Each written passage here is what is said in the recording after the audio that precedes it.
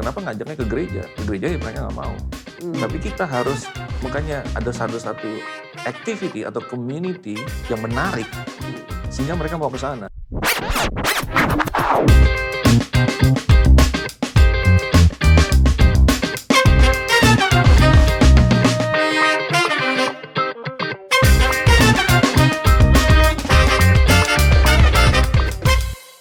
Halo Pak Yusa. Halo. Apa kabar? Welcome back. Welcome back to Good News Program. Thank you for having me back. Dengan suasana yang baru ya. Ya. Kalau terakhir itu waktu Bapak datang suasananya masih cukup lama, tapi sekarang kita rebrand Good News Program. Ya. Ini menarik nih Pak Yusa, saya lagi lihat TikToknya Bapak.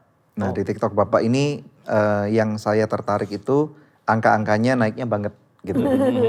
Followersnya jadi 38.600. Ya. Dan beberapa episode Bapak ini atau konten-konten Bapak yang nonton sampai 500.000 lebih. Di bio Bapak tertulis worldview rethinker, youth movement catalyst, and then an author of a book, dan temanya adalah Did God Really Say? Ya. Welcome to Good News Program. Yes. Ya. Jadi kita ngelihatnya Pak Yusak sekarang itu banyak mau membuat movement di antara kalangan youth, benar ya Pak ya? Ya, that's my passion. Ya, karena dulu saya waktu muda seperti itu pernah mengalaminya, memimpin satu movement. Ya. Sekarang saya rindu itu repeat ya, terjadi pada generasi yang muda sekarang. Gitu. Gimana dulu Bapak mulainya pada waktu jauh lebih muda dari sekarang? Untuk mulai movement itu gimana? Bisa share nggak? Saya lahir baru waktu umur 18 tahun. Oke. Ya kan, dijangkau oleh sebuah persekutuan kecil dekat rumah. Ya, di gang kecil, khotbahnya nggak terkenal lah pokoknya. Saya juga lupa dia khotbahnya apa. Tapi somehow the Holy Spirit touch me. Ya, lalu beberapa minggu kemudian saya terlibat persiapan kasih melanda Jakarta. Itu KKR besar sekali. Ya, putra bangsa pertama Jeremy Yarim. Pakai Stadion Utama Senayan waktu itu kita sebutnya kan. Gelora Bung Karno. Saya waktu masih 18 tahun loh. Langsung terlibat KKR sekota. Itu pengalaman yang luar biasa. Tahun depannya kasih melanda Indonesia. Dan kemudian saya dilatih jadi campus evangelist oleh seorang misionari dari Amerika yang bikin gereja di sini. Nah di situ dia mulai deh. Saya punya hati untuk menjangkau. Jadi saya kayak hutang nyawa gitu kepada pelayanan youth ministry kan. Terus jadi menjangkau semua orang yang lahir baru, kemudian saya latih lagi menjadi doing the same thing. Kita jadi bermultiplikasi. Kemudian saya mulai pioneer churches dari usia muda. 23 tahun saya merintis pertama di Bogor. Nice. Gitu. Jadi ya udah nggak berhenti sampai sekarang. DNA-nya seperti itu, bahkan quote and quote murid-murid yang dulu ada di Bogor, di Medan, mereka masih church planting, melakukan movement di mana-mana. Ya, kalau kita lihat ya Pak Yusa, ngomong tentang menjangkau ke kalangan mahasiswa, itu menarik ya. Iya. Karena kita tahu contohnya ya di tahun 98 ketika terjadi reformasi ini. Dari orde baru menuju orde transformasi dan reformasi itu kan bisa dilihat kita nggak tahu penggiatnya dari mana nih. Tetapi yang berani untuk ada di jalur depan atau garis depan itu adalah para mahasiswa.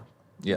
Dan kita tahu bahwa at least 3 orang meninggal kena tembak atau apapun juga. Iya. Nah kenapa mahasiswa gitu? Kenapa mahasiswa menjadi selalu tonggak perubahan nih? Ini yang mungkin Bapak bisa terangkan ke kami dulu. Iya, mereka mungkin punya idealisme mereka pertama, dan kemudian they still have the energy, punya waktu, ya belum ada fokus yang lain, misalnya orang udah kerja kan, jadi mau gimana kan. Tapi itulah justru fakta ini yang diambil juga oleh musuh kita. Ya musuh kita bisa menjangkau kaum muda semudah mungkin, sedini mungkin ya, untuk kasih kepada mereka paham-paham yang radikal. Sekarang kita sebutnya narasi-narasi ya. Narasi yang salah. Narasi yang salah, Yes. worldview, naratif yang salah, semakin mudah sekarang. Yang anti-biblical juga. Nah sekarang justru kita jadi harus compete with them. Sebenarnya bukan compete, tapi kita yang harus tahu kebenaran ya, kita yang harus lakukan lebih dulu. Gitu. Jadi we need to reach out. Sampai sekarang statistik saya rasa masih sama, yaitu orang tuh lahir baru terima Yesus di bawah umur sekian, saya lupa, tapi di bawah umur 25 kalau tidak salah. 85% orang terima Yesus di bawah 25 tahun. So we need to reach out to them. Nah sekarang it's getting harder and harder, karena kaum muda zaman sekarang kan skeptis. Skeptis terhadap otoritas, skeptis terhadap gereja, skeptis terhadap Bible. Nah we have a bigger problem now to deal with. True. What do you think caused the skepticism? Kenapa anak-anak muda kita harus skeptis terhadap gereja, terhadap pemimpin rohani mereka? Iya. Kalau mau jawaban yang agak nggak enak didengar. Ya, yang jujur aja Pak. Ya kan kita tahu kan kalau the cold hard truth. Kalau sahabat yang baik itu mengasih tahu kebenaran, dan kebenaran itu seringkali itu pedih, menyakitkan. Iya. Go ahead. Menyakitkan ya. Menurut saya itu karena kesalahan generasi sebelumnya. So it's the fault of our generation, Gen X atau yang sebelumnya lagi, baby boomers. Kita tidak represent true Christianity secara esensi gitu loh. Dan mereka misalnya gini, ada banyak leaders yang fall morally gitu loh. Misalnya kita sebutkan aja kalau orang luar negeri boleh ya. Misalnya Yonggi Cho dulu memimpin gereja terbesar di dunia, akhirnya masuk penjara. Belum lagi yang jatuh secara moral, seks dan sebagainya. It hurt the young people. Dan kemudian tambahan lagi, mereka merasakan a controlling spirit, domination, intimidasi, manipulasi dalam berbagai hal. Dan mereka jadi dulu kalau cuman di konteks dulu mereka nggak punya pilihan, ya udah mereka terima aja. Tapi sekarang they can see, ada penjelasan-penjelasan lain. Dan kemudian mereka compare dan kemudian mereka jadi skeptis. Nah sekarang lebih sulit untuk membawa mereka kembali, gitu loh. Nah sekarang menurut saya ya kita, sebab John Waxhaw kan bilang every problem is leadership problem. Tuhan Yesus juga sama pada saat dia melihat domba tercerai-berai, dia tanya di mana gembalanya, kan gitu. So menurut saya belum lagi kalau kita hubungkan dengan ayat terakhir di Perjanjian Lama, ya dikatakan pada hari terakhir hati Bapa akan kembali kepada anak-anak, hati anak akan kembali kepada Bapa. Yang mana duluan? Hati Bapa dulu harus balik kepada anak. Bukan anaknya ya. Bukan anaknya dulu. Bapaknya dulu yang harus berubah. Bapaknya harus berubah. Nah, sampai ayat ini ngeri sekali loh. Karena terakhir dikatakan kalau tidak aku akan memukul bumi hingga musnah. Dalam bahasa Inggris, I will smite lest I smite the earth with a curse. Dengan sebuah kutuk. So, di Old Testament ditutup dengan sebuah kutuk. Kutuk apa? Kutuk hati anak-anak tuh lari daripada bapak-bapaknya. So the fatherlessness is the biggest problem in the world. True. Nah, jadi jawabannya adalah kata pertama yang muncul di Perjanjian Baru. Langsung inilah silsilah siapa? Yesus Kristus. So Jesus is the greatest blessing, tapi Jesus came to show the Father. To show the Father. Nah, sekarang pertanyaannya adalah untuk memenangkan mereka kembali. Where are the fathers? Sampai Rasul Paulus bilang, you don't have many fathers, you have 10,000 instructors. Kamu punya banyak pendidik, tapi tidak punya banyak bapak. Sekarang pertanyaan mereka adalah, siapa yang benar-benar peduli sama gua? Siapa yang benar genuine, authentic? Ayo hidup sama-sama, bukan segera ajar-ajarin aja. Don't lecture me, kan? Seperti di talk show yang lalu saya sempat sebut itu kan. So sekarang itu yang missing. Gitu loh. Nah ngomong tentang hal itu Pak, maksudnya berarti ada satu kesalahan yang orang tua rohani kita juga lakukan gitu ya. Nah berarti mungkin mereka juga dibesarkan atau mereka taunya juga seperti itu. Nah berarti menurut pandangan saya nih ya, apakah kita juga bisa jatuh dalam kesalahan yang sama gitu? Potensi seperti itu selalu ada. Kan otomatis secara pribadi pun, secara jasmani kita punya anak-anak. Dan tidak sedikit daripada anak-anak yang kita semua besarkan juga terluka dengan kita. Betul. Itu satu. Yang kedua, ketika Tuhan mempercayakan suatu kepercayaan nih, dan itu bisa berupa suatu organisasi atau perusahaan, let's say about organisasi, gereja misalnya. Nah kemudian gereja yang dirintis mungkin asalnya cuma 7 orang, 1-2 keluarga, dan kemudian tiba-tiba ada lawatan Roh Kudus, ada sistem yang benar, opportunity meets with preparation, dan kemudian gerejanya boom berkembang ratusan. Berkembang jadi ribuan sampai menjadi mega church. Nah ternyata rencana di sana kita melihat bahwa dari apa yang awalnya bagus ternyata setelah kita lihat beberapa orang yang punya gedung mewah, punya gedung besar, kok ya sama juga akhirnya. Nah gimana nih Pak Yusak? Ya makanya tantangannya adalah pada saat kita bertumbuh secara jumlah, yang kita tuh harus mempertahankan yang esensinya. Seringkali esensinya jadi pudar dan hilang di situ menurut saya. Kok bisa? Saya rasa sih kecenderungan ego, kecenderungan keluar dari esensi itu ada dalam setiap manusia ya. Pada saat dia enjoy other things than what is most important kan gitu. Nah saya cuma mau cerita aja, saya ilustrasikan ini dengan my own story. Kenapa? Karena waktu tadi kan saya cerita 18 tahun terima Yesus. Umur 23 tahun ada 2 anak dari IPB, Institut Pertanian Bogor, datang ibadah sama kita. Kita di Wisma Metropolitan 2 waktu itu. Jadi saya bilang hari Kamis, saya ke sana deh bikin komsel. Dari 2 orang ini bertumbuh jadi 15 orang. Akhirnya kita sewa rumah. Nah sewa rumah, itu hampir setiap hari mereka datang, kita main gitar sama-sama nyanyi. Kita injilin mereka, terima Yesus, baptis, kolam baptisan kita bikin sederhana aja. So saya sewa satu rumah, saya tinggal di situ, ibadah awal juga di situ, full time staff ya di situ. Ya awalnya nggak ada full time kayaknya. So I live with them. Saya bukan hanya ngotbain mereka, tapi saya hidup bersama mereka. Dan itu saya repeat di Medan. Belum ada anak sih waktu itu. Saya sama istri sewa rumah, full time staff kita di situ, ibadah di situ. So my point is, itu esensi banget gitu loh. Jadi kita furniture aja kita nggak beli yang jadi, Pak. Kita beli kayu, papan, kita gergaji, bikin kita sendiri kerjain supaya bareng-bareng. punya banyak waktu untuk bonding sama Iya, mereka. bonding. Istri saya masak, kita makan sama-sama. Iya. Terus saya I built my own music team dari benar-benar zero. Kebetulan saya bisa piano, bisa gitar. Waktu ngajarin drum, saya pakai panci. Oh ini 4x4 nih kayak gini gitu. Dan mereka orang-orang yang tembak langsung dari Porsche, Balige, Dolok Sanggul, Siantar, Samosir. Kuliah di sana, di Medan, terus kita jangkau. So jadi, kalau ini Bapak tadi bilang diproyeksikan menjadi sesuatu tiba-tiba besar, yang kita harus maintain adalah ya kayak gini, bondingnya, fatherhoodnya, benar gak kita care sama mereka? Jangan-jangan sekarang mereka sudah berubah menjadi just numbers. We don't really care about their life. Tapi Pak, kalau dengan 15 orang oke lah, itu masih bisa di-accommodate. Mereka datang ke rumah Bapak untuk spend time with Bapak. Lah kalau 15.000 udah jadi mega church, rumah segede apa gitu untuk bisa live together with them itu kan juga nggak mungkin gitu kan. Dan Betul. ini saya juga reflect, saya kan suka masak nih di dapur ya. Masak buat 5 orang itu memang lebih gampang daripada masak untuk 50 orang gitu loh Pak. Ya kan masak menu yang sama tapi karena banyak itu rasanya bisa jauh nggak berbeda, konsisten. bisa turun Iya, bisa gitu. turun. Betul. Jadi gimana caranya kalau Iya. memang jumlahnya udah menjadi besar ya kan. Bagaimana tetap mempertahankan esensi itu supaya jangan hilang. Iya inilah sebenarnya yang tantangan dari setiap mega church kan. When they grow bigger, they have to stay small. Dalam arti harus ada unit-unit yang mereka biasanya ada kelompok kecil segala macam kayak gitu kan. Cell group Tapi ya, even that ya sebenarnya tantangannya gimana ya? Kalau kita fail to pass on the spiritnya itu ke lapisan yang berikutnya lah kira-kira begitu. Itu ya akan missing di perjalanan ini nih.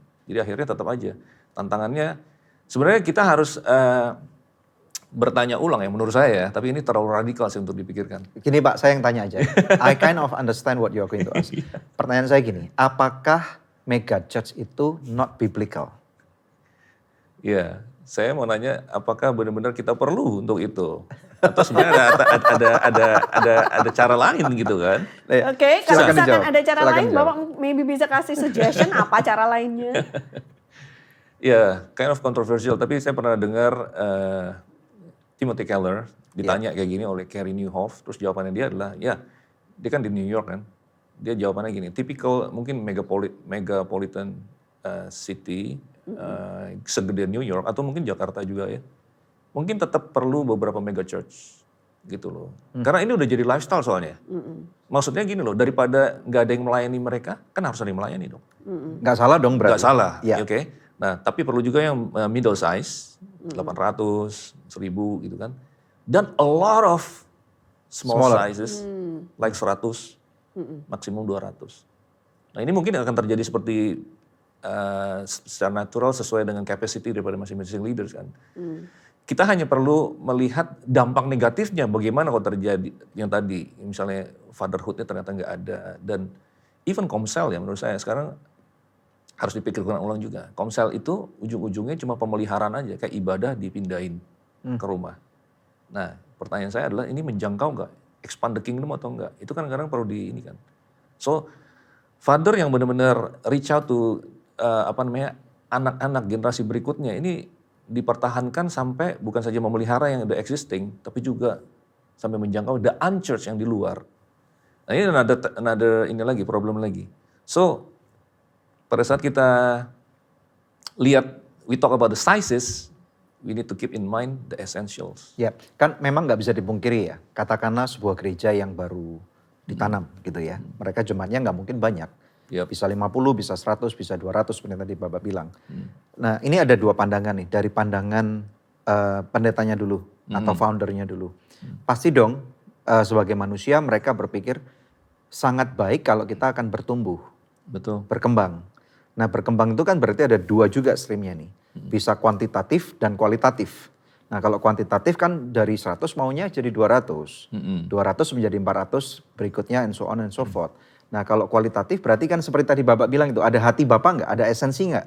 Nah tetapi kalau misalnya kan down the road kalau begitu tadi yang saya bilang 10.000 berarti itu udah mega kan berarti. Yeah. Nah bagaimana caranya? Saya garuk-garuk kepala nih bingung.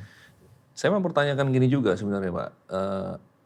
Pada saat ini observasi pribadi ya, tahun 80-an, tahun 90-an banyak gereja baru dimulai dan yang mulai itu adalah para businessmen. Businessmen yang terima Tuhan. Sebenarnya on the one side saya bersyukur ini pendapat pribadi ya, lebih baik daripada yang memulai itu adalah theologian. Kalau theologian lebih karena kayak knowledge aja apa segala macam. Kaku. Ya kaku dan businessman punya kemampuan, punya capacity to expand kan gitu loh. And to reach out to Ya, other to reach out, businessmen. ya mereka punya.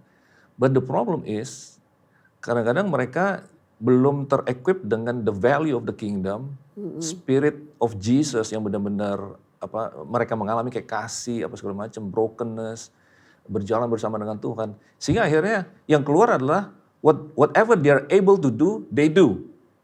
Misalnya saya mendengar nih, bukan saja mendengar tapi melihat sendiri juga di sebuah kota ada gereja besar di mall di tengah kota, mereka pasang bus di seluruh pinggir kota disediakan untuk ke tempat mereka. Iya.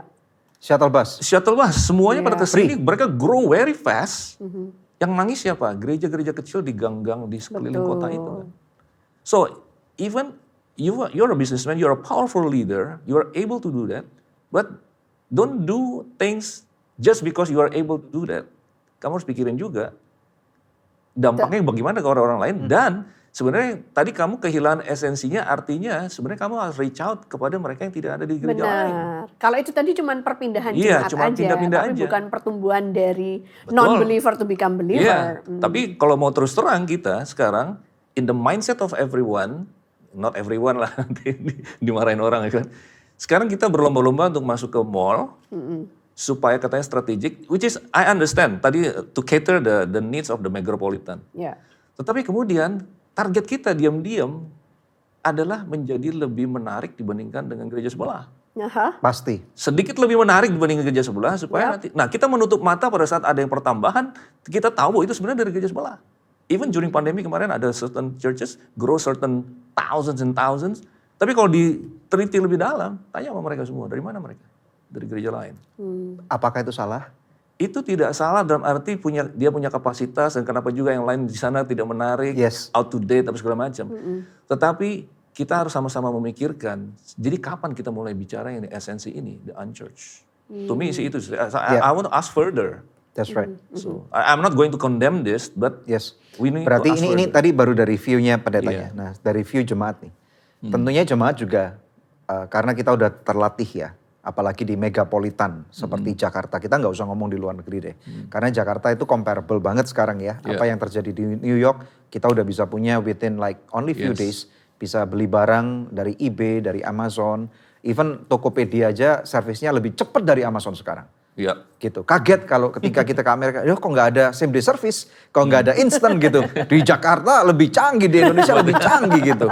Bahkan Donald Trump bilang airport di Amerika itu udah kayak third world countries, nggak kayak airport di Asia. Dia compare dengan di China, di Turki, di Indonesia, di Singapura atau di mana-mana gitu ya. Keren banget Amerika ini jadi third world countries gitu. Nah, kalau kita ngelihat dari sisi perspektifnya jemaat terlatih dengan ini semua dan kemudian menjadi termanjakan. Mall pun berlomba-lomba untuk menciptakan mall yang lebih enak, lebih bagus, lebih mewah gitu. Nah, gereja kebawa ke sana. Jemaat melihat bahwa kalau di tempatku enak sih gitu. Bapak gembalanya baik, ibu gembalanya juga mungkin peduli dengan aku, tapi gereja di sana keren loh. Ada artisnya. Ya. Gitu. Dan artisnya terkenal, artis Indonesian Idol. Ya. dan itu pembicaranya keren-keren gitu. Misalnya ada Yusak Kencana diundang ke sana. Ya kan, sekarang Pak Yusak diundang nih gereja-gereja besar nih. Ya kan? Dan gereja kita nggak mampu ngundang Pak Yusak Kencana karena mahal.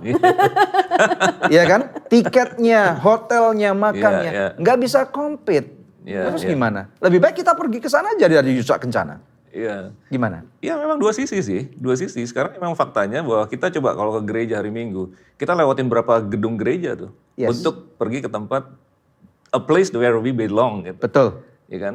Ya, dan semuanya melambai-lambai, diberkati gitu ya. Iya. Terus gimana? Jadi gimana dua sisi? Jadi kita kalau dari sisi jemaatnya ya kita nggak boleh gullible ya, mudah dibohongi atau gampang dibodohi. Jadi kita ngelihatnya carinya yang spektakuler.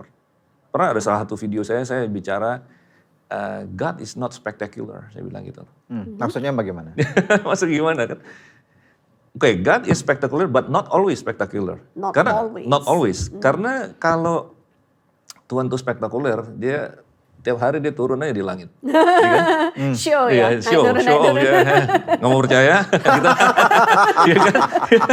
Waktu dia lahirnya sebagai bayi. Bukan anak kaisar. Ya kan? Dia pernah imagine nggak kenapa Tuhan Yesus nggak balik lagi ke Pilatus habis bangkit dari kematian? Mau cuci tangan lagi?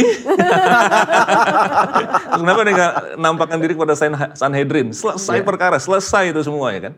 No, but God is not spectacular. So setiap kita jemaat mungkin orang-orang sederhana, kita hanya percaya pada Tuhan Yesus, kita nggak perlu cari yang spektakuler. Kita cari pengalaman bersama dengan Tuhan. Gitu loh. Ini kita ya kembali lagi kesalahan generasi sebelumnya tidak mendidik ini. Kita kasih yang spektakuler terus. Jadi mereka tuh seperti apa sih namanya? Kecanduan. Ya, kecanduan. Heroin rohani ya? Heroin rohani. Padahal belum tentu mempunyai pengalaman pribadi dengan Tuhan di tempat yang spektakuler itu. Karena sering juga kita mendapati fenomena bahwa ketika kita berada di banyak kerumunan orang, malah kita merasa kesepian. Itu ada yang seperti itu juga kan ya? Betul banget. Malah merasa kayak, kok gak ada yang kenal sama gue gak kenal sama siapa-siapa gitu kan. Tapi ya. kadang-kadang ada orang yang cari kayak gitu loh. Aku gak mau dikenal enak, I'm just lost in the middle of the sea of people. Di tengah-tengah kerumunan banyak orang supaya orang gak kepoin aku gitu. Asal mereka merasakan Tuhan Yesus bisa intimate sama mereka, duduk di situ. Saya pernah khotbah di suatu gereja di Jakarta, sangat besar. Dan kemudian kebetulan kenal dengan salah satu jemaat di sana. Jemaat itu lucu banget gitu ya. Ini with all due respect kepada semua gereja yang ada. Dia bilang, Pak Daniel kalau khotbah di sini keren loh. Dan di sini jemaatnya menarik. Banyak simpenan orang. Gitu ya. Banyak simpenan orang gitu. Nah istri simpanan maksudnya gitu. Nah itu gimana gitu. Maksudnya jadi, tapi inilah masyarakat memang perlu Tuhan ya. Regardless of orang kaya, orang miskin, orang simpenan, orang bukan simpenan. Karena itu dosa perlu Tuhan Yesus. Gitu gimana Pak? Ya Yesus kan sahabat orang berdosa. Jadi sekarang kita harus memang reach out kepada mereka. Jadi saya sering ngomong gini, sebenarnya ada agak kontroversial juga kalau saya ngomong gini. Kalau Tuhan Yesus datang ke kota kita hari ini, saya bilang gitu. Dia tidak akan pergi ke gereja terbesar. Dia juga tidak akan pergi ke STT yang doktrinnya paling murni. Tapi dia akan ajak kita bergaul dengan orang yang paling berdosa di kota ini. Wow. Gitu. So that's di dalam rangka ini juga, mungkin kita harus kasih usulan nih. Kalau nggak tadi nggak ada solusinya kan. Usul saya kira-kira seperti ini. Kalau misalnya mungkin tadi saya cerita mengenai sewa rumah kan, ibu bilang wah nanti kalau pertumbuhannya besar gimana? Ya terpaksa harus di gedung gitu kan. Tapi begini, kalau mereka yang punya kemampuan untuk misalnya start new churches atau bangun gedung baru, saya mau usul nih ya. Mindsetnya tuh bukan kita bikin gedung gereja, kasih salib yang gede, jadi declare kepada neighborhood itu, we are the church. Nah itu ujung-ujungnya banyak orang berdosa, merasa dihakimi, mereka nggak mau datang. Atau mereka merasa belum kudus, ya kan? Sering nggak kita dengar, Pak saya sebenarnya terdorong untuk dibaptis tapi saya belum siap. Saya bilang kalau kamu siap tanpa Tuhan Yesus, kamu nggak perlu Tuhan Yesus, saya bilang gitu kan. Ya kadang-kadang ada mindset seperti itu, tapi dari mana mereka bisa mikir gitu? Itu signalnya dari kita. Seakan-akan datang ke Tuhan Yesus itu harus sudah ada kualifikasinya. Kesempurnaan dulu. Udah suci dulu apa segala. Nah saya usul kita kalau bangun satu gedung di satu neighborhood, kita bikin youth center. kita banyakin aktivitas, bikinin tempat futsal, sediain meja biliar, sediain ngeles-lesan gratis, ya kan? Yang koko-koko yang SMA ngajarin dong yang SMP ngajarin yang SD, free. Kalau mereka memang perlu pendanaan, jadi harus partnership dengan businessman yang mau support mereka untuk the hour that they invest in this. Nice. Terus mereka yang musik, ayo datang ke sini, ngeband. Jadi the neighborhood taunya di situ adalah gue diterima, gue bisa enjoy di situ. Kasih kopi, kasih apa gitu loh. Nah beberapa daripada mereka abis musiknya, abis ngelesin, mau gak 5 menit terakhir dengerin Koko sharing gitu loh. Kalau enggak gak apa-apa, kamu mau pulang gak apa-apa. Dari situ kita bisa jangkau jiwa-jiwa the unchurched kalau ini, bukan gereja lain. Anak-anak muda kan, jadi untuk anak-anak muda kita tuh perlu provide community. Ya. Saya pernah ada bikin postingan juga, sebenarnya anak muda ini gak cukup dikasih ibadah. Bahkan ibadah youth sekalipun. Mereka perlunya komunitas, mereka perlunya ada yang sama-sama dengan mereka. So either kita start new community atau kita penetrasi ke dalam community yang existing. Itu pilihan kita. So always think of community. Jadi it's okay to have gedungnya as long as It's kamu bisa pakai community itu based. sebagai pusat komunitas gitu. Khususnya buat anak-anak muda. Yes, saya bicara kebanyakan konteks kaum muda ya. Tapi kan itu ya bisa jadi school, karena gedung gede, abis itu Senin sampai Jumat gak ada apa-apa, kosong. Tapi gini loh Pak Yusak, banyak juga loh anak-anak muda zaman sekarang itu yang oke lah aku datang ke gereja untuk menunaikan, ya karena aku Kristen, dalam keluarga Kristen, menunaikan tugas tanggung jawabku sebagai orang Kristen gitu kan. Tapi setelah itu ya udahlah nggak usah urusin hidupku gitu, kayak just high and by aja hari Minggu gitu. Mereka bukannya gereja yang tidak mau memuridkan mereka, tapi anak muda juga tidak mau dimuridkan. Itu bagaimana? Bukannya para pemimpin rohani di gereja tidak mau membapai mereka, merekanya tidak welcome untuk dibapai. Itu bagaimana kalau menurut Pak Yusak? Ya menurut saya itu reaksi. Jadi mereka berpikir gitu karena ada aksi sebelumnya. Ya karena mereka menjadi skeptis terhadap, misalnya kita tadi approach mereka, ayo ke gereja yuk. Ke gereja. Kenapa ngajaknya ke gereja? Ke gereja ya mereka nggak mau. Tapi kita harus, makanya ada satu activity atau community base yang menarik sehingga mereka mau ke sana, dan di sanalah baru pelan-pelan firman Tuhan masuk. Karena menurut saya sekarang to argue with this generation gak bisa langsung awalnya itu di depannya firman Tuhan. Mental ya? Mental, nggak connect, nggak kita harus sekarang aja kita kalau masuk sosial media kan harus ada awalnya gimana dulu supaya they stay atau ya mereka benar-benar mau dengerin apa sisa daripada yang kita ini kan. Iya. Tapi belum apa-apa, mari kita buka Matius pasal mereka who is Matius? Gitu. Apa hubungannya Matius sama saya? Berarti ini Pak, untuk bicara dengan bahasa sekarang itu berarti kita harus menemukan algoritma untuk menjangkau anak muda. Exactly. Supaya tampil di FYP mereka. Gitu ya. Berarti Itu kalau sosial media. Iya, it's the same thing kan? Yes. Iya. Berarti sekarang algoritma anak muda nih. Sekarang gini, kalau kita, ini mungkin agak sarkastik ya saya ngomong gini. Tapi kalau misalnya kita search, misalnya YouTube lah, judul-judul khotbah. Saya dari judulnya ini saya udah tahu ini bakal nggak relevan sama anak muda. Anak muda nggak bakal mau ini. Misalnya kayak apa? Ya misalnya kayak apa? Kalau di buku saya kasih contoh. Misalnya kita bilang gini judulnya. Karunia-karunia rohani di Jemaat Korintus. Apa hubungannya Korintus tuh di mana? Karunia rohani apa urusannya sama gue? Kalau kita bisa bicara esensi daripada benefit daripada karunia rohani. Tapi packagingnya jangan seperti itu. Seharusnya ditulisnya seperti Ya apa? misalnya, your life can be an impact gitu loh. Oh impact, gue mau impact. Maksudnya lu apa? Nah kita baru cerita karunia rohani. Gitu loh. Ada orang judulnya 7 materai kitab Wahyu. Baca juga enggak kitab Wahyu. Materai itu ada di kantor pos. Kita berbicara sesuatu yang mereka turn off, they roll their eyes. Harusnya? Iya mungkin ya, kayak apa? saya nggak tahu isinya apa ya kalau 7 materai itu maksudnya. The end of the world. Ya, the end of the world, something like End that, game. apocalypse atau apa, ya end game. Atau mungkin juga gini ya, dari majelis gereja atau tim pengkhotbahnya bisa ngasih esensi topiknya itu ke anak-anak muda untuk mereka bantu rebrand ya. Di brand. Nice. Bisa juga tuh ya. Iya, Makanya saya bilang harus connect first, baru. Dan saya ngomong ini bukan nggak alkitabiah loh. Saya lihat itu ada patternnya. Saya selalu senang untuk bicara sesuatu. Saya lihat patternnya. Gimana? Patternnya gimana? Waktu Petrus pertama kali khotbah di Kisah Rasul 2, hari Pentakosta, dia nggak langsung ayat. Dia bilang, kalian pikir kita mabok ya? Itu sebenarnya Petrus itu Pembukaan dulu ya? Pembukaannya joke. So Peter was the first stand-up comedian in New Testament. Oh. Iya. Terus baru dia jelasin. Paulus di Athena, Kisah Rasul 17.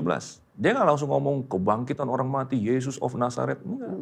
Dia pertama bilang, tadi aku jalan-jalan, lihat ada salah satu patung kamu bilangnya kepada Allah yang tidak dikenal. I want to talk about it. Lalu dia kutip pujangga-pujangga mereka.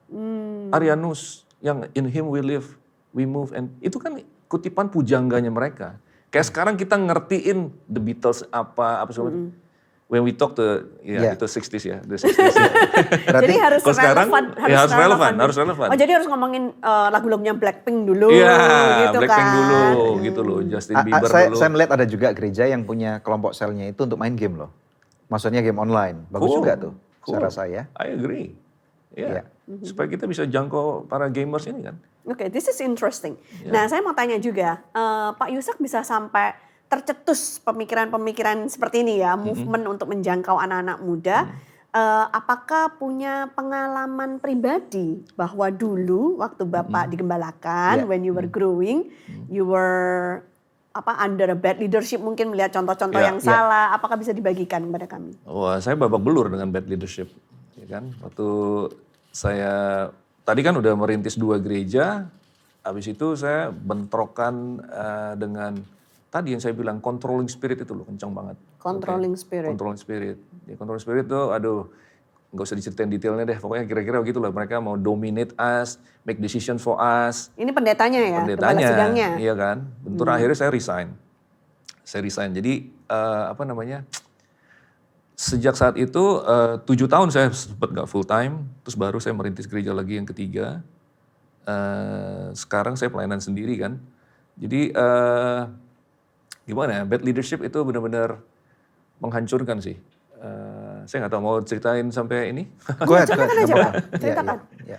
We Iya. need to be real. Iya, karena dulu gereja kita itu dimulai sebagai campus ministry yang dijangkau tuh orang-orang hippies. Menurut saya ini akarnya ya. Orang hippies kan hidupnya kan kacau. Ini dari terinspire Waktu dari Amerika ya? waktu Dari Amerika So, ya? movement-nya Kegerakan datang awalnya. dari Amerika. Iya. Nah mereka terus harus atur kan anak-anak muda ini, harus dikasih inilah istilahnya ayat-ayat keras gitu. Tapi pas mereka udah pada merit segala macam, masa hidupnya masih diatur. Misalnya ini udah ada baby, udah mau tidurin babynya, terus pastornya bisa telepon, kamu fotokopiin buat saya ya, kamu ke saya, I'm your pastor, follow the leader, submit to authority. Oh sampai seperti itu? Sampai kayak gitu, misalnya nanti ada matching pernikahan juga mereka kayak ikut campur gitu loh, nggak usah detail deh, pokoknya I was ada orang sempat kayak bersimpati kepada saya, kirim persembahan kepada saya. Terus my pastor bilang, kok orang itu bisa ini kirim ke kamu? Transfer balik ke dia, dia suruh transfer ke gereja, baru transfer ke kamu. Things like that. So it's as bad as so I was so devastated lah dengan ini semua. Tapi saya pikir kita nggak bisa just tuduh aja seperti ini. Saya melihat satu pola juga di Alkitab ya, kalau saya boleh cerita ini. Being under bad leadership itu sebenarnya ada gunanya juga. Ada gunanya. Iya, ada gunanya juga. It's even one of the best experience you can get. Oh iya, supaya kita So you learn, ya, nggak menjadi seperti mereka. tidak mengulangi lagi yang sama. Atau supaya kita bisa mengulangi yang sama. Nah itu Dari tergantung makin dari humbly ya. Membuat orang merasakan apa yang saya rasakan gitu. Itu tergantung dari respon orangnya. Ya kan? Kan ada cerita yang itu ya, 2 anak punya bapak yang sama, bapaknya pemabuk gitu kan. Mereka nggak pernah dapat perhatian. Anak yang pertama akhirnya waktu gede jadi pemabuk juga dan dia selalu menyalahkan, ya karena gue ngeliat contohnya kayak gitu kan. Anak kedua jadi orang yang luar biasa dan jadi orang yang sukses, hidupnya berdampak ya kan. Terus ketika ditanya kenapa kamu bisa kayak gini, karena gue punya bapak yang kayak gitu. Jadi gue belajar nggak mau jadi seperti bapak yang seperti itu. So it depends on the response of our heart ya. If we respond correctly itu bisa jadinya bagus untuk generasi yang akan datang. Benar sekali, benar sekali. Ya, ya. Terus kemudian bagaimana lanjutan cerita Bapak? Kalau di Alkitab itu sebenarnya ada cerita ini tentang Daud sama Saul, Ya. ya kan? Nah kita tahu lah, Saul menjadi iri kepada Daud setelah Daud mengalahkan Goliat. Yes. Habis itu kan dia seperti orang gila gitu kan, mengejar Daud, mau Iya, lempar bawa lembing, tombak. ya kan, mau membunuh dia. Daud bilang, aku dikejar-kejar seperti anjing, gitu kan. Tapi Daud senantiasa menolak untuk balas. That's right. Ada 2 kali kesempatan, dia cuma potong ujung jubahnya. Yeah. Baca sendiri nanti di Alkitab semua yang dengar ini. Dia bilang, aku tidak mau menjamah orang di urapi Tuhan. Betul. Nah, line ini tidak menjamah orang diurapi Tuhan itu dipakai oleh pihak otoriti itu. Betul. Jangan menjamah orang diurapi Tuhan. Kusta lo. Musa dan Miriam kan, kusta ntar lo.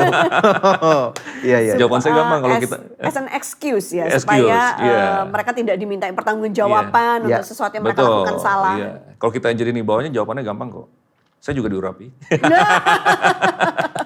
But that's not my point. Dia dihabisi lah. Itu adalah story of brokenness ya sebagai David. Ya. Dihancurkan oleh bad leadership gitu kan. Tapi dari David ini, Daud ya kan, dia punya pengalaman yang lain lagi yaitu anaknya kemudian Absalom memberontak sama dia. Iya. Tapi lucunya pada saat Absalom memberontak kepada Daud, dia bilang begini, maybe Tuhan tuh udah selesai dengan saya. Jadi dia malah keluar dari istananya, biarin Absalom deh. Itu lucu banget loh sebenarnya. Iya. Jadi, tapi sebenarnya the lesson is, Daud itu menolak untuk melakukan kepada Absalom apa yang Saul lakukan kepada dia. Wow. So gitu. Padahal kalau mau bisa dia ya. Yes, habis itu dia kalau mau. Oke.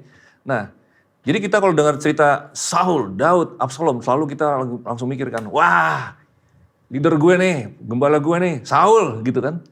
Selalu kita menyimpulkan gitu. Atau wah yang di bawah gue nih, wah, berontak nih apa namanya, Absalom, roh Absalom harus Jadi ditangkis. kita selalu merasa Daud.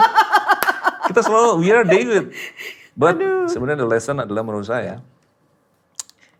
poin ini saya katakan pada saat kemarin syuting, teman-teman minta respon saya terhadap JMS ya, yang aliran sesat di Korea tuh. Yang lagi rame di Netflix Iya, nih. dari Netflix ya kan.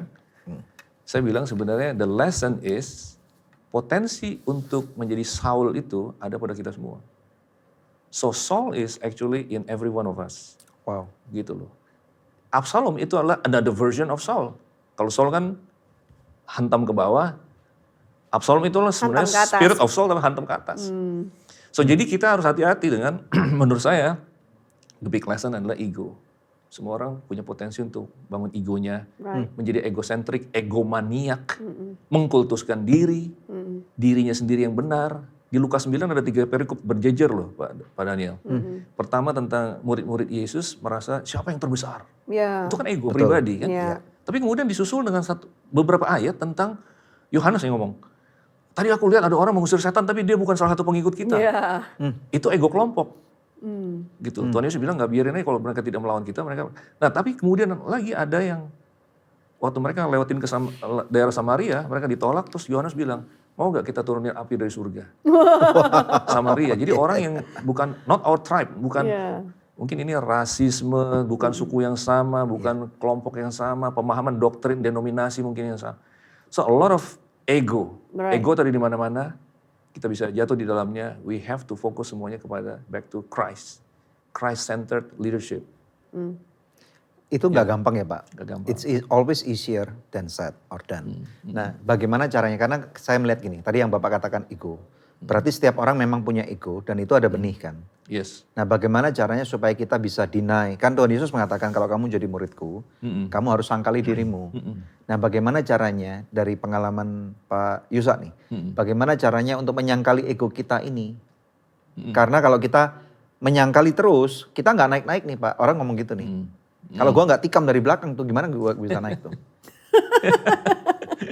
Ini Absalomnya dulu ya? Iya, kita nggak punya pilihan lain selain trust God fully ya. Jadi benar-benar karena waktu Tuhan mempromosikan beberapa hamba-hambanya di dalam Alkitab, itu promosinya benar-benar nggak ada orang punya tangan campur tangan gitu. Kayak misalnya Daud pertama kali diurapi menjadi raja, itu God whisper His name to Samuel kan? Right. Yes. Sampai nobody even guess, bapaknya sendiri lupa. Dia anak ke-8. Betul. Ya kan? Yusuf di penjara setelah difitnah Tante Potifar itu kan. Kita, we know the end of the story. Tapi kalau kita jadi Yusuf kita kan nggak tahu kita keluar atau enggak, keluarnya kapan. Benar. So God whisper tuh ingetin si tukang juru minuman itu kan, Iya. untuk menafsirkan Mimpi mimpinya Firaun. Firaun. So if we just trust God, jadi gimana ya, kita bisa punya tendensi untuk berpolitik atau bisa asking for favors of man, things like that. Tapi when we shut up and biar Tuhan aja atur semua, maybe itu lebih aman. Berarti untuk orang-orang yang pas mengalami ada di level bawah dan mau naik ke atas, jangan jadi seperti Absalom. Yeah. Intinya adalah itu, karena tunggu waktu promosi Tuhan dan cara Tuhan. promosi itu waktunya kairos Tuhan gitu ya. That's right. Sesuai dengan apa yang Tuhan rencanakan. Nah, sekarang baliknya nih. Para pemimpin itu kan identik dengan satu puncak keberhasilan ya. Dan ini tentunya setiap orang pengen jadi seorang pemimpin yang besar, yang berdampak. Dan tentunya dari kebesaran seorang pemimpin gak menutup kemungkinan ada kekayaan finansial yang ada di dalamnya. Rumah bisa bagus, mobil bisa Rubicon mungkin, Iya. gitu ya misalnya ya. Nah terus bagaimana caranya supaya pemimpin ini gak insecure? Karena yang kita lihat, saya pun hari ini kita pun menjadi seorang pemimpin. Bagaimana caranya ketika kita memimpin dan kemudian kita tidak menjadi insecure, gitu. Saya nggak tahu ya, mungkin saya sampai ke titik ini in my life, Ya. ya looking back, sepertinya saya udah lakukan dengan merintis 3 gereja, akhirnya kan orang lain yang melanjutkan. Saya ini kayak berpikirnya tidak organisasi banget, nggak hierarki banget gitu loh. Jadi secara tidak sengaja, not by design, tapi kelihatannya kok accidentally, sebenarnya apa yang saya lakukan itulah, I've been acting like a father. I see. Karena saya nggak minta mereka di bawah saya ikut. Nah sekarang makanya bisa nggak sekarang true fathers itu muncul? True father itu pengen anaknya lebih besar dari dia. Of course. Pasti yeah. Kan? True father itu hanya memberi, bukan meminta. Apalagi minta setoran kayak gitu. True father nggak lihat lu pokoknya karena lu di bawah gua selama-lamanya lu ada di bawah gua.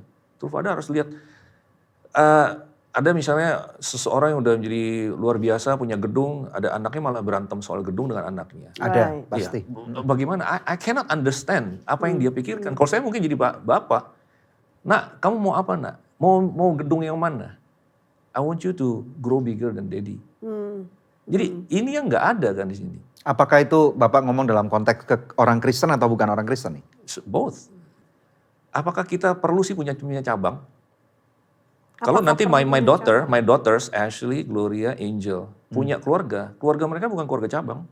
Right. Mereka keluarga independen yang saya ingin mereka tuh berhasil. Nah sekarang our mindset dengan semua, saya tahu lah kita hidup bernegara, harus ada Organisasi. departemen agama, Yes. itu oke. Yeah. Tapi bisa kan kita secara struktur on paper cabang-cabang, tapi in our heart tidak seperti itu. We treat them our children gitu loh. We want them to flourish lah. Berarti otonom lah. Otonom. Kenapa harus ada kita ada project ini, kalian harus setor ini. What's going on here?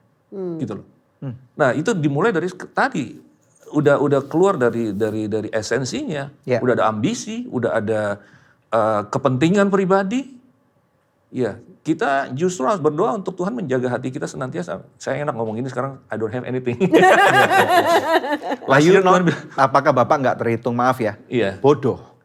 Ya, bodoh, pasti bodoh berdasarkan dunia. Ya. Menurut saya, tapi mata this is dunia. esensi di mata Tuhan Yesus. Tapi apakah itu yang menjadi tidak bodoh itu, apakah itu salah di mata Tuhan? Saya percaya begini, Pak Daniel. Kalau kita semakin mengungkung orang, kita tekan dia akan lari. Right. Tapi kalau kita kasih kebebasan, mereka akan datang. Saya percaya sebenarnya anak-anak muda ini mencari who is our true father. The true father kalau muncul, Daddy, aku yang biayain Daddy sampai masa tua Daddy. I will support you back. Tapi siapa sekarang orang ini? Masing-masing tarik-tarik, berebutan, bahkan masuk ke masalah hukum. Mereka semua pasang kuda-kuda semua. Jagain kepentingan mereka semua. Tapi coba ada satu orang. I want Daddy mau kamu semua lebih besar dari Daddy. Gedung semua yang Daddy mau kasih kalian. Pasti mereka akan kasih balik sama kita. Tapi So we can be secure in that. Tapi Bapak tahu kan, ada resiko yang sangat tinggi Yes. ketika seorang pemimpin rohani memberikan dirinya seperti itu. Yes, of Itu kayak nggak punya pertahanan gitu kan. Yes. Karena katakanlah kami juga punya pengalaman buruk gitu ya. Yeah. Kami memuridkan orang, kami membapain orang gitu kan. Kami membagi hidup dengan dia, berbuka hati dan sebaliknya. Tapi ternyata They bite. ya Iya, terjadi iya. pemberontakan I know. ya kan yang itu sangat menyakitkan buat bapaknya. Nah, itu bagaimana? Yeah. Resiko selalu ada. Ya, That's just the betul. fact. But kalau kita baca di Alkitab, kalau kita lihat sejarahnya Yudas, itu Yudas sudah dibilang Yudas itu adalah pemegang kas Ya. dan dia sering mengambil. Ya, Kok Tuhan Yesus diamin? iya kenapa didiamin? Iya. Nah, Tuhan Yesus naik ke kayu salib, resiko loh. Apa semua orang akan terima dia? Tidak. Tapi apakah itu membatalkan dia naik ke kayu salib? Tidak. Enggak. Dia tahu ada banyak orang yang akan menolak dia. Bahkan orang ciptaannya sendiri membunuh dia, merobek-robek badannya. Dia ngambil resiko datang ke dunia ini, jangkau kepada kita. But he did it. Ya, Nah sekarang buah-buahnya adalah beyond that. Jadi sekarang saya nggak tahu ya, mungkin anggap aja Yusa Kencana terlalu idealis. Itu aja. Tapi but at least ini dipertimbangkan untuk menjadi sumbangsi pada saat kita berpikir ke depan menjadi besar. Ada gak elemen ini? Karena semuanya kita akan menuai juga whatever we take, whatever decision we make. Akan ada akibatnya gitu loh. Nah sekarang, kalau saya melihat sekarang bagaimana gereja seperti bisnis, dijalankan seperti sebenarnya banyak secara gereja itu kayak event organizer sebenarnya. Itu pasti ada dampaknya kepada anak muda. Mereka tidak melihat yang otentik. Dan mereka akhirnya mencari. Saya nggak tahu nanti either mereka akan meninggalkan structured hierarchical church. ya, Dan saya berdoa sesuatu hal yang lain yang terjadi, Tuhan create a movement even outside of the church. Tuhan pasti nggak akan gagal dengan rencananya dia. Tapi ini yang akan terjadi. Dan makanya saya mengusulkan jalan tengah. Saya kemana-mana bilang, why not the church sekarang is making lead the movements. Daripada nanti ketinggalan. Daripada ketinggalan, kalian ini semua pada keluar, yang di luar nggak mau masuk, yang di dalam keluar, kalian akan kebakaran jenggot, kalian 5 tahun, 10 tahun dari sekarang. Aduh, nggak usah disebut, maksudnya beberapa gereja-gereja yang sekarang menikmati, mereka dalam posisi yang nyaman, ya, menikmati mereka akan spotlight. shock. Iya. Iya, mereka akan shock. Mulai sekarang menurut saya, create movements, tadi penetrasi masuk ke dalam komunitas-komunitas yang ada, atau create komunitas baru yang dipimpin oleh orang gereja. Sekarang youth pastors harus punya skill, even when they prepare their sermon not in the office, prepare their sermon in the community. Kalian harus turun, tahu mereka tuh lagi ngalamin apa. Maksudnya bagaimana? Bisa dipertajam nggak? Kadang-kadang nggak relevannya karena nggak tahu apa yang mereka struggle kan. Oke. So jangan, karena saya dari STT saya diajarin ini, ya ini dari Alkitab saja kan. Tapi ini aplikasinya di sana gimana? So gali banyak-banyak dari komunitas, jawab kebutuhan komunitas, itu baru akan jadi solusi. So kalau misalnya kalian nggak mau lakukannya sebagai gereja, ini pasti akan, saya percaya ini akan terjadi di luar. Sebab itu kalau the revival sekarang di Amerika itu kan quote unquote mempermalukan kita kan. Ya, Yang di Asbury Asbury Nggak ada Revival. selebriti ya. di sana, nggak ada selebriti, ya Asbury. Ya, And that's what God will do kalau yang di dalam organized church nggak menjangkau yang di luar. karena kan kalau di kebanyakan gereja termasuk mungkin 99,9% gereja ya, mengatakan khotbahnya jangan lebih Pak dari 40 menit atau dari 50 menit dan 1,5 jam harus bubar atau 1 jam harus bubar gitu. Iya. Akhirnya kita jadi skill kita adalah mengorganize event. Kita tahu bagaimana tadi tentang lighting, tentang musik, segala macam. Tapi coba kita pikir ulang ya, beberapa tim kita tidak punya skill untuk start spiritual conversation kepada orang di luar gereja, the unchurched. Ya, bagaimana Ini caranya untuk mulai Iya, ini spiritual harus conversation tuh? dimulai dari sebuah awareness bahwa itu penting. Dan kemudian harus ada trainingnya, harus ada worldview-nya, harus ada metodenya harus dirubah. Ini anak-anak mudanya yang harus diperlengkapi. Konteksnya supaya adalah, ketika mereka kita mulai anak muda dulu deh. di sekolah, di Yes. universitas, Yes. mereka tahu bagaimana membawa diri ketika Yes. conversing sama teman-teman kuliahnya, Betul, gitu bisa betul. masuk untuk ngomong tentang hal-hal rohani, gitu Pak. Iya, iya. Saya dulu dilatih sebagai penginjil kampus pakai traktat. Tapi sekarang itu juga metodenya udah nggak efektif lagi. Nggak Udah bisa nggak pakai relevan. traktat Nggak lagi. relevan. Nah sekarang kita harus ketemukan cara bagaimana. Saya berusaha lakukan ini kepada anak saya dan teman-temannya, itu nggak gampang. Karena mereka setelah pandemi, saya share sama mereka melalui Zoom, kemudian on-site. Saya share kepada mereka tentang worldview, tentang DNA, tentang fine-tune universe, tentang evolution, tentang Black Lives Matter. Itu hal-hal yang saya bahas dengan mereka. Terus lama-lama pas saya convert mereka supaya bisa menjadi movement, mereka mulai jangan teman-teman. Biasanya om yang sharing sekarang teman-teman sendiri yang sharing nggak seru gitu. Jadi harus ada satu ini sih perubahan, harus ada paradigm shift juga kepada our people now in the church supaya mereka bisa mulai memikirkan the unchurched. Nice. Gitu loh. Ini I don't know kalau kita too caught up in the event based Christianity, especially youth ya yang udah lebih senior kita hormati, mereka punya kebutuhan sendiri lah. Oke, khotbahnya yang nggak perlu dirubah, tapi yang youth kayaknya harus banyak yang berubah deh. Banyak berubah. Terutama bukan saja khotbahnya relevan, tapi ini loh, community. Oleh sebab itu in my book, saya mention di pasal 12 tentang safe space movement. Yeah. Itu layak Safe banget dibahas. space movement. How to create safe space. Apa itu Pak? Safe space movement itu adalah, mungkin kalau bisa ditampilkan let's say concentric circle, yang paling tengah itu Sunday service. Itu kan udah pasti harus ada. Right. Terus the second layer, lingkaran kedua, itu adalah kelompok kecil. Ya, whatever you call it, ya kan. Oke. Nah, saya mengusulkan, karena lingkaran kedua kelompok sel kita ini juga akhirnya ujung-ujungnya pemeliharaan, maintenance. Ibadah kita pindahin ke rumah-rumah. Yeah. Bahas khotbah hari Minggu kemarin. Terus orangnya itu juga, 4L, lu lagi. Gitu kan. Betul. Nah, siapa yang mulai mikirin orang-orang the unchurched, orang yang gak mau masuk, orang-orang yang narkoba, mereka merasa tidak cukup suci untuk bisa masuk, bahkan ke komsel. Orang-orang yang mengalami gender dysphoria, orang-orang LGBT, yang mereka merasa kita menghakimi mereka, itu ada di luar. Gitu loh. Nah, kita harus create satu awareness, kemudian satu training kepada anak-anak kita untuk penetrasi ke safe spaces ini. Dan I build the concept ini, safe space pasal 12, dari konsep perjanjian lama namanya kota perlindungan. Which is very interesting to show bahwa Tuhan udah mikirin ini dari awal. Bahkan dengan Israel pun. Bahwa kota perlindungan. Ya. Jadi orang-orang yang bermasalah bisa datang ke sana gitu kan. Iya. Dan mereka tidak dihakimi.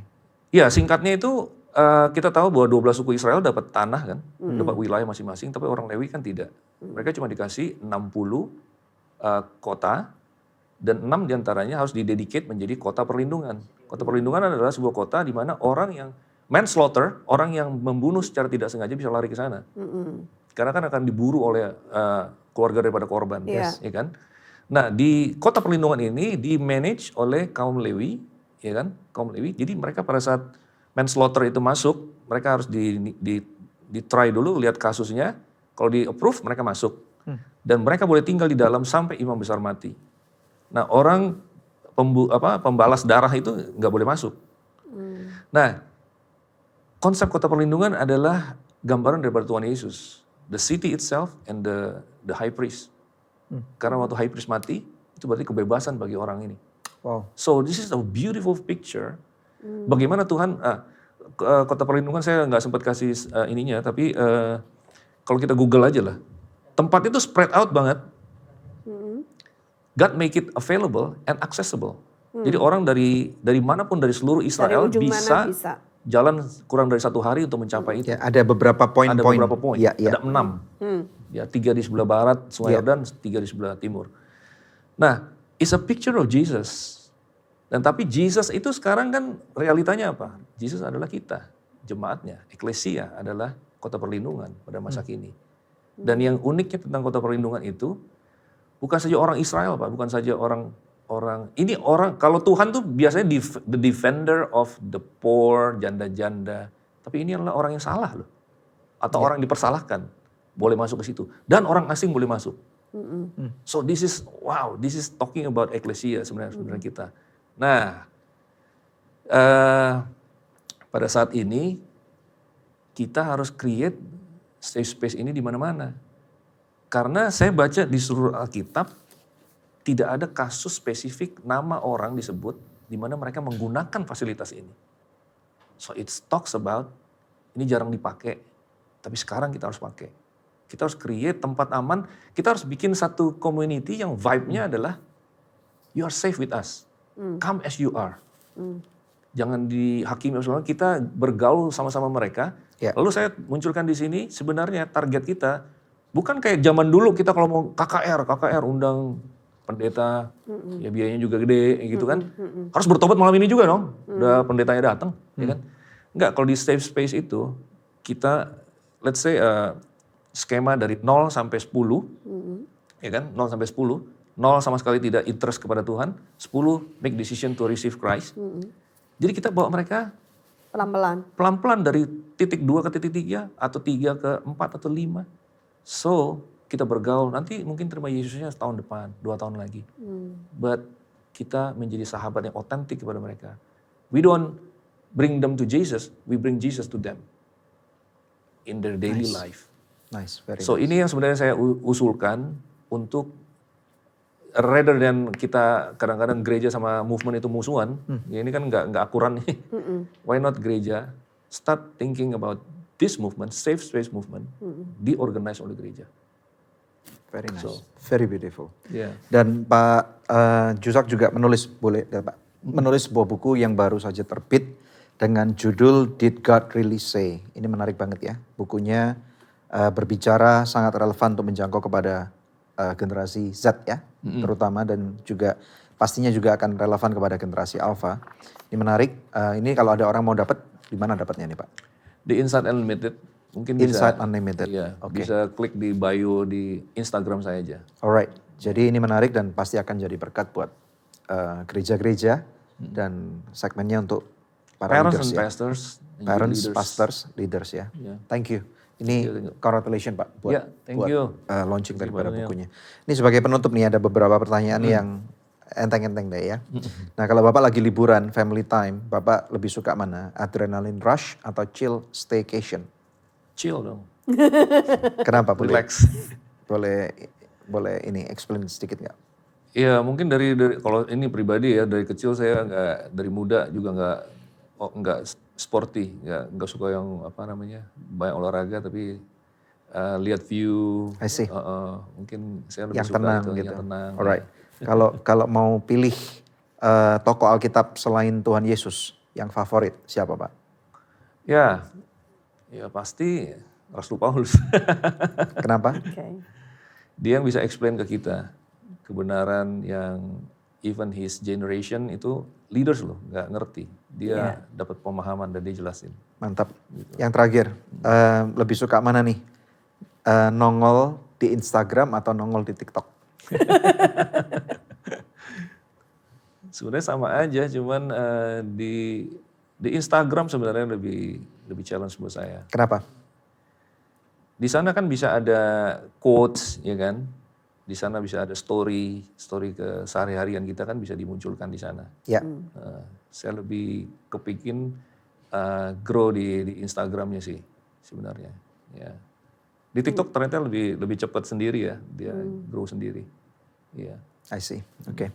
Pak Yusak Kencana, terima kasih Thank you banget. so much, Bapak. Terima kasih untuk Thank tampil you. di Good News Program kembali. Kita berdoa biarlah apa yang Tuhan taruh dalam hati Bapak akan dipakai untuk message-nya sampai ke ujung bumi, terutama ke generasi Z dan juga ke gereja-gereja yang perlu Tuhan jangkau. Ya. Thank you. Amin. Ya, pemirsa, kita akan bacakan praise report ya. Seorang pemirsa memberikan kesaksian seperti ini. Shalom anugerah, puji Tuhan anak saya setelah 5 bulan mabuk-mabukan dan narkoba, akhirnya sudah bertobat dan mau direhabilitasi dengan baik. Bahkan mau ditemani oleh kami orang tuanya. Dan mulai mau kembali berkomunitas, puji Tuhan.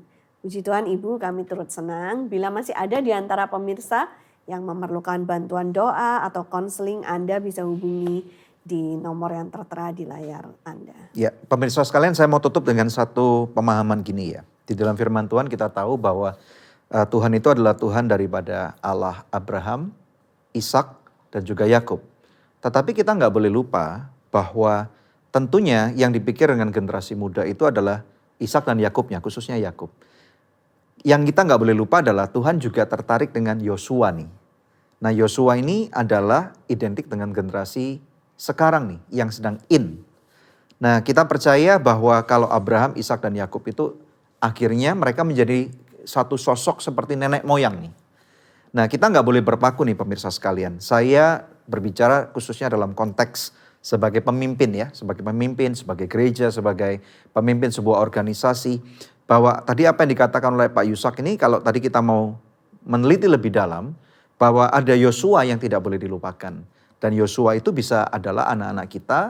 Dan anak-anak kita ini bukan cuma anak-anak jasmani, tetapi termasuk anak-anak Tuhan yang di luar sana nih. Di luar tembok gereja, di luar tembok rumah kita, di mana mereka mungkin dilahirkan di luar pernikahan yang sah. Mungkin saja juga mereka adalah orang-orang yang tertolak selama ini. Mereka adalah orang-orang yang sudah terlanjur mengikuti paham-paham yang tidak benar. Apakah itu misalnya LGBT ataupun apapun juga. Dan kita berdoa melalui apa yang ditampilkan di Good News Program hari ini, Tuhan mau pakai Yosua-Yosua itu. Nah, jadi ada satu pemikiran nih. Jadi Good News Program mengajak kita semua untuk berkolaborasi bersama. Kita percaya bahwa episode 1 ini nggak akan cukup gitu ya. Ada diperlukan pembicara-pembicara yang lain. Kita akan terus ajak kolaborasi. Sehingga Yosua-Yosua pada zaman sekarang, dan terutama sekarang kita kenal dengan nama generasi Z ataupun Alpha, sehingga mereka akan dijangkau dengan melalui sosial media kita. Melalui YouTube, melalui televisi, melalui Instagram, melalui TikTok. Sehingga nama Tuhan akan tetap relevan bagi kehidupan mereka. Karena apa? Satu-satunya jalan untuk menuju keselamatan tidak ada jalan yang lain. Di bawah kolong langit ini yang akan dapat memberikan keselamatan. Kecuali satu nama, yakni nama Tuhan Yesus Kristus. Semoga apa yang menjadi tayangan ini boleh menjadi berkat. Dan kalian bisa tinggalkan komentar. Dan kita bisa tanya jawab nantinya ya. Dan kami mau berdoa buat pemirsa sekalian. Mari kita berdoa. Kami bersyukur Bapak untuk hari ini. Untuk episode yang luar biasa. Kami berdoa Engkau lawat hamba-Mu Pak Yusak Kancana. Istrinya dan ketiga putrinya. Serta kegerakan-kegerakan yang Kau taruh dalam kehidupannya. Untuk kegerakan ini boleh tetap terjadi. Dan nama Bapa di surga dipermuliakan. Berdoa juga buat generasi-generasi Yosua di luar sana. Tuhan Kau lawat mereka. Supaya kami para gereja. Kami boleh membuka mata, membuka telinga. Membuka diri kami Tuhan untuk boleh menjangkau mereka. Mempunyai mata dan hatinya Yesus. Dan Kau lawat Tuhan, berikan kami hikmat marifat-Mu. Untuk kami boleh Tuhan, boleh bekerja sama dengan berbagai macam pihak menjangkau dan memenangkan Yosua-Yosua ini. Berkat-Mu berlimpah buat para pemirsa kami semua. Di dalam nama Tuhan Yesus Kristus. Yang percaya dan diberkati Tuhan katakan, amin. Ya. Nah pemirsa bagaimana menurut Anda tentang episode hari ini? Bisa tinggalkan komentar di kolom komen apabila menyaksikannya melalui YouTube Anugerah Ministries. Sampai ketemu minggu depan. Tuhan Yesus memberkati. God bless you.